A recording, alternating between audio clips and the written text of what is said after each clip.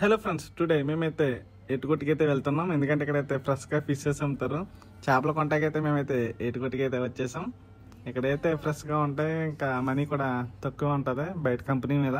మేమైతే చేపలు తినాలన్నా కొనాలన్నా ఇక్కడికే వస్తాం ఎటుకొట్టుకి. ఇక్కడైతే చాలా ఫ్రెష్గా ఉంటాయి అబ్బా.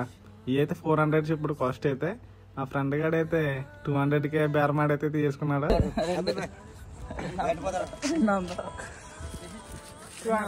250 ఎందుకండి, 200 తీసుకోండి. వద్దు, 250 ఇచ్చేయి, మంది సరిపోవు.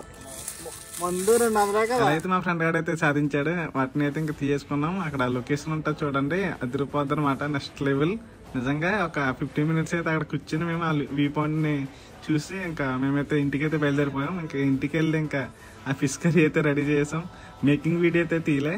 ఓకే ఫ్రెండ్స్, కర్రీ అయితే మట్టికి నెక్స్ట్ లెవెల్ అబ్బా.